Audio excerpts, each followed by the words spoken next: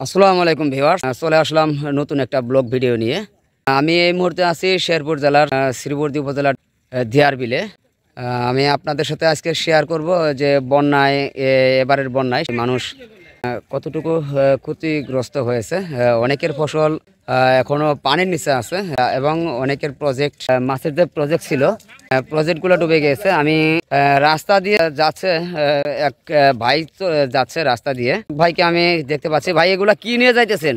মাছ নিয়ে গেছি। ও আচ্ছা আচ্ছা, মাছ মাছ কোথায় নিয়ে যাবেন? জামাই বাড়ি নিয়ে যাবো। ও তাই নাকি? তাহলে এবারের বন্যায় প্রচুর মাছ হয়েছে না? প্রচুর মাছ হয়েছে। আচ্ছা, আপনার কি কোনো প্রজেক্ট ডুবে গেছে এরকম? একটা প্রজেক্ট ডুবে গেছে আর একটা প্রজেক্ট তলানি ভাব।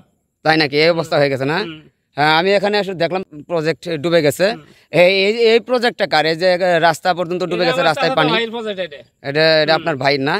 ডুবে গেছে। কিরকম এখানে কিরকম মাছ ছিল? 5-6 লাখ টাকার মাছ ছিল। 5-6 লাখ টাকার মাছ ছিল না? অনেকে ক্ষতিগ্রস্ত হয়েছে।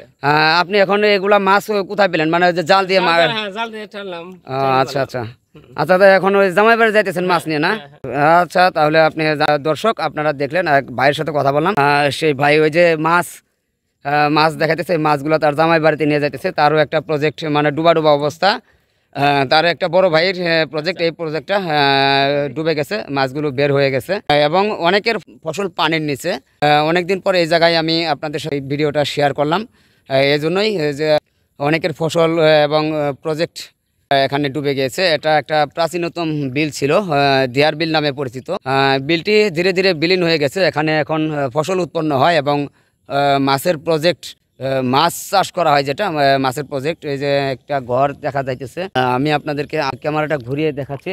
সর্ব সাইড দিয়ে এই পাশে, আমি যদি এই পাশটা রাস্তার এই সাইডটা আপনাদেরকে দেখাই, আপনারা দেখতে পাবেন এখানে কিন্তু সবগুলি কিন্তু ফসলগুলা কিন্তু একদম পানির নিচে, সাদা পানি দেখা যাইতেছে। আমার এখানেই পাশাপাশি এই গ্রামে মানে অন্য পাড়া।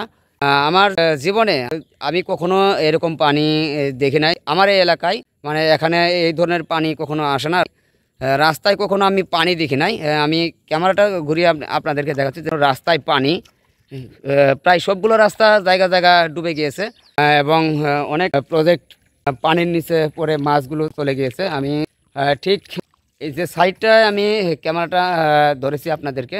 আপনারা আসলে এই যে দেখেন, এই যে প্রজেক্টের রাস্তা ডুবে, সে নেট দিয়ে আবদ্ধ করেছিল মাছগুলো ফেরানোর জন্য, কিন্তু শেষ পর্যন্ত পারেনি। রাস্তা ডুবে তার মাছগুলো বের হয়ে গেছে। না বললেই নয়, আমি আবারও আপনাদের সাথে শেয়ার করছি যে আমি বিগত 30-35 বছরেও আমি এরকম পানি এ এলাকায় কখনো দেখিনি, এই প্রথম আমি দেখলাম।